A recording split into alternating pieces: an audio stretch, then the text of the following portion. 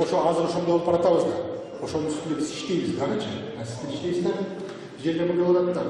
Ал жерде анда башка дагы суроо бар. Ошо президент деп турат да, глава правительства деген дагы сөз бар. Көрдүңүзбү? Ошолорду биз оңдошубуз керек. Ошолорду биз бирикка келтиришибиз керек. Жанагы президенттик башкаруунун дүйнөдөгү жакшы тажрыйбасын алып, өзүбүздүн менталитетти эске алып туруп, ошолорго биз жооп беришибиз керек. Ошон үчүн мына мен урандуу кайсыбиринин мүчөлөрүн байкап отуруп, отурсам элиңиздер жетише алатындар таанышкандар, жана чогулгундар. Ошон үчүн мына 3 күндөн бери мурдагы вариантындагы, акыркы вариантына карап чыктым да, эми көп жылдан бери ушул менен адам сөз эркиндиги келтирген адам катары. Менин пикиримде Эйкосмурда жаш мурдагы баштап атат, мен улап коюм. Буга чейинки болгон мына бул конституция, эски конституция. Азыркы иштеп аткан. Буну Тегебай айтканмын, башкалар айтканмын, сессияда да сүйлөп айтканмын да. Бул конституция азыр же президенттик эмес, же парламенттик эмес. Ортодогу аралашпайт. Президенттик өтүп кете берет, парламенттик өтүп кете берет. Бир жолу ушунун авторуна жолугуп айткам, сурагам. Эмне мындай чыгып койдуң десе, эми мурдагы жетекчилерге жазыш үчүн чыгып койдум. Анткени тияка өтүп кете берсе болот, тияка өтүп кете болот. Кандай кылып манипуляция кылса боло берет деп айткам да. Муну ачык айтып коем, муну бетине дагы коюп берем. Бул болгон иш. Экинчи маселе, бул конституцияны биз карап чыктык мына. Бул күчтүү президент, анан күчтүү парламентке алып баратат деп ойлойм да, менин оюмда. Эмне үчүн күчтүү президент? Анткени буга чейин же парламент эмес, же президент эмес болгон. Эмне үчүн күчтүү президент деген биринчи жолу Кыргызстан тарапында президент боло турган адам биринчи жолу аткаруу бийлигинин башында болгондор. Аткаруу бийлигин өзүнө алат. Мына аткаруу бул да чоң жоопкерчилик. Бир дагы президент аткаруу бийлигинин башында болгондо алган эмес. Ошон үчүн 32 пример, мына 33 пример келип атат. Эгерде президент аткаруу бийлигинин башында турса, премьердин ордунда да, бул жагы бар, турда турса, бир дагы парламент муну кетире албайт. Ал эми мына карасаңыздар 84 статьяны мурдагы эмени. Ошондо эгерде парламент премьерге шайлаш үчүн же болбосо сунушташ үчүн же премьердин отчеттоо үчүн кандай такталык процедура? Улам бир коалиция атман чыгарат да. А бул жерде парламент эч кете албайт. Президентти кызматтан кетире албайт. Аткаруу бийлигинин башында өзү турат. Улам менен премьер-министр алмашпайт. Ошон үчүн мына 3 күндөн бери мен угуп атам. Азыр өзүнчө чогулуп алып, Азаттык радиосу башында туруп атат, модератор болуп. Кээ бир прессалар, чет мамлекеттен каржылаган прессалардын баардыгы башында туруп алып, кээ бир өздөрүнө жаккан бүйүк саясатчыларды чогултуп алып, конституциянын атасымын дегендерди бар чогултуп. Азыр конституция жаралып берип жатса уже буну шылап беришти. Анан сунушу берсин. Азыр тоже талкуулайбыз. Мына конституция түзүлдү. Биз талкуулайбыз. Ар бир статья боюнча туура айтат Эйкосмурда. Ар бир секциялар боюнча бөлүнөбүз. Ар бир статьялар боюнча карап чыгабыз дагы. Аларга сунушу берсин. Ар бир сунуштарды беребиз. Анан ошондо мен ойлойм. Единственный, мен президенттин да болмойсун карадым, парламенттин да карадым. Эч өзгөрүү жок. Мурдагыдай жашап. Бирок президенттикте только аткаруу бийлигинин башында тургандар бар экен, эң чоң нерсе. А парламентте болсо премьер-министр булам алдай сайын, ар сайын кеткен укуктан айырылып калып башка. Мына ушул эле. Башка бир жерде өзгөрүү жок. Анан адамдык боюнча Эйкосмурда 37 статья болсо, 44 статья, 32 болуп кыскартып калды. Анын мурдагыдай калтыр, эл арасында, анын мурдагыдай калтыр коюш керек.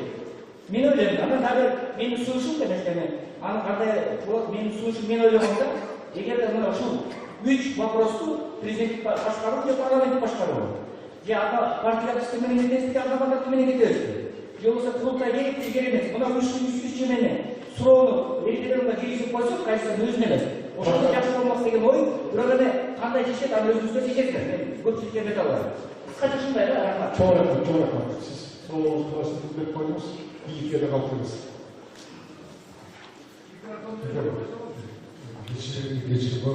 Бирок жакшы болобуз. Анда ошон үчүн биздики айтпайбы, биздин статусубуз эмне? Коомдук конституция кеңеште. Ошол эмес.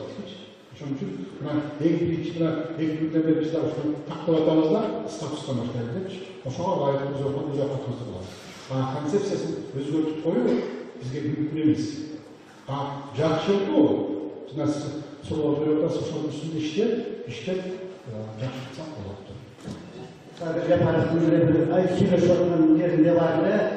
O vice-prezidentin o pozisiyası gerektiği söz kurulu. Şimdi degende prezident, vice-prezident olsa aslında şu Amerika'nın okudan geçti. Bu şurada Amerika'da seyir yüklegeni var. Alar olsa şu doğuşunda prezident, sıcaktan olsa vice-prezidenti başlayacaktan alı o doğuşlu toplaş için o şunu koldan düşür. Biz de şuna işimiz gereğiyle. Bu konuda da vice-prezident olsa şu hükümetin başlığının aksarsanı yaşlı olsa. Şimdi degende buna adını böyle açıp geçti, şu hükümetin başlığının ulanlarına anlaştırıyor karşıda. Bu cephede ben baykasından işlemleri, yaşlı kararını yapmıyor. Varlıkta şu sayılar şu hükümetin başlısı ulanmanın başlığında yol var. Eğer biz şu prezident, vice-prezident bu kısalan olsa, mesela şu hükümetinden işleyen vice-prezident yüktörse, prezidentin kulağında.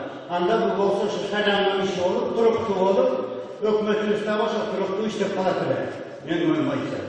Bu şunday sonuç var. Bu şunun için ben şu vice-prezidentin vazifesini koşmongo ayavay sonuç kılatalım. Mümkün olsa şunun sonuçunu biz yaşlı olabilir. Pragmatski yaxshi o'ylab ko'rish kerak.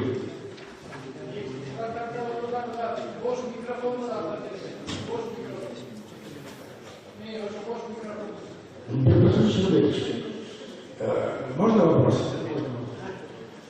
Вы знаете, вы прекрасно знаете, что представитель Шлиховка Закменко было идеально, даже несмотря на все эти предизвестия. Доцент кафедры международного права, доктор юридических наук, Международный университет Кыргызстана, Исманова, Олег Николаевич, извините, пожалуйста. Вот. Все эти законы были идеальными. Почему? Потому что в них участвовал весь народ. Вот у меня в связи с этим к вам вопрос. Можно ли мы расширить участие или обсуждение народа, чтобы понимал участие в этом обсуждении именно этой конституции? Просто не ограничиваясь данным конституционным совещанием. Спасибо за внимание. Хорошо. Хороший вопрос. Для этого мы и собрались. Пожалуйста, наши двери открыты. Приходите, пожалуйста. Знаете, будет, вот даже у нас есть такие планы, что мы будем отстроить, то есть назначить день открытых дверей, чтобы к нам приходили люди, чтобы они посмотрели, общались с нами. Давайте так сделаем. Никто не мешает, пускай народ принимает участие. Это действительно, это вот закон, мы как перевести это вот воля народа. Это появилось, да? Потому что люди не могут. Можно, конечно. А они на своем практике, наверное, вы имеете в виду то, чтобы расширить там число участников конституционного совещания, да? Ну, указ президента подписан, пожалуйста, давайте попросим, чтобы он еще нам добавил там несколько десятков людей. Хорошо? Я передам.